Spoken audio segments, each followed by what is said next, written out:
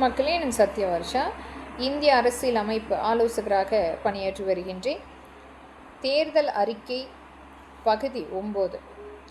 சட்டமன்றத்தில் விரிவாக்கம் செய்யப்படும் மக்களுக்குரிய குறைகளை நேரடியாக கேட்பதற்குரிய நம் பாதுகாப்பாளர் சட்டத்தின் கீழ் முழுமைப்படுத்தும் சட்டமாக இதை செயல்படுத்த வேண்டும். ரயில் அமைப்புகள் பாதுகாப்பாளர் சட்டத்தின் கீழ் அனைத்து மக்களுக்கும் முறையான சரிசமமான கட்டண வசதி, ஊழியர்களுக்கு முழுமையான அரசினுடைய நேரடி வேலை நியமனம், சம்பளம், மருத்துவ காப்பீடு, விபத்து காப்பீடு, வேலை நேரம், ஓய்வூதிய திட்டம், பாதுகாப்பு முறைப்படுத்தும் திட்டம், ஓய்வு பெற்ற அரசு ஊழியர்கள் மீண்டும் பணிப்பகுதி வேலை நேரமாக வாய்ப்பு முறைப்படுத்தும் திட்டம், ஊனமுற்றோர்கள், முதியோர்கள் குறை கேட்கும் தனி தொலைபேசி மையம் அமைத்திட வேண்டும். சட்டமன்றத்தில் தினமும் 4 மணியிலிருந்து 6 மணி வரை கண்டிப்பாக முதல்வரிடம் ஊனமுற்றவர்கள், முதியோர்கள் அவர்களுடைய குறை இருந்தால் நேரடியாக முதல்வரிடம் பேசுவதற்குரிய ஒரு முன்னுரிமை அளிக்க வேண்டிய ஒரு சட்டமாக நம் பாதுகாப்பாளர் சட்டம் முழுமைப்படுத்தி தரப்படும். லாரி தொழிற்சங்க பாதுகாப்பாளர் சட்டத்தின் கீழ் நேரடியாக சட்டமன்றத்தில் மாதம் முதல்வரிடம் குறைகளை எடுத்துரைக்கும் நாளாக பாதுகாப்பாளர் சட்டம் முழுமைப்படுத்தும் திட்டம் கொண்டு வரப்பட வேண்டும்.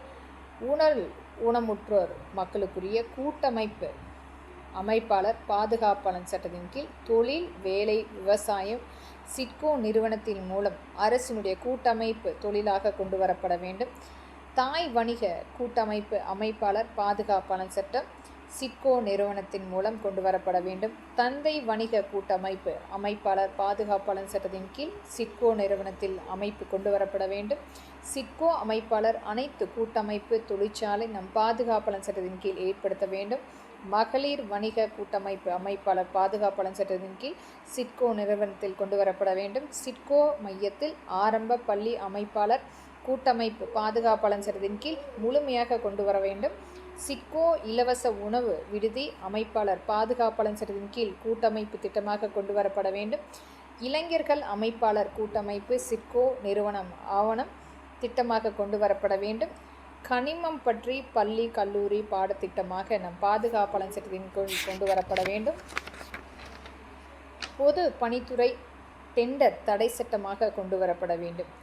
நேரடியாக தொழிலாளர்கள் வேலை நியமனம் செய்யப்பட்டு ஒவ்வொரு இடத்திலும் அதற்குரிய தணிக்கை முழுமைப்படுத்த வேண்டும். இதனால் ஒரு எண்ணற்ற மக்களுக்கு நேரடியாக அரசினுடைய வேலை நியமனம் செய்யப்படும். அவர்களுக்குரிய சம்பளம், அவர்களுக்குரிய காப்பீடு, அவர்களுக்குரிய ஒரு விபத்து காப்பீடு, அவர்களுக்குரிய பாதுகாப்பு அனைத்துமே ஒரு எண்ணற்ற மக்களுக்கு நேரடியாக அரசினுடைய வேலை நியமனம் செய்யப்படும். இந்த பொது டெண்டர் முழுமையாக ரத்து செய்யப்பட்டு அரசினுடைய டெண்டராக மாறும் பொழுது ஒரு மிகப்பெரிய அளவில் தொழிலாளர்களுக்கு நேரடி வேலை வாய்ப்பு முழுமைப்படுத்தும் திட்டமாக கொண்டு வரப்படும். நன்றி.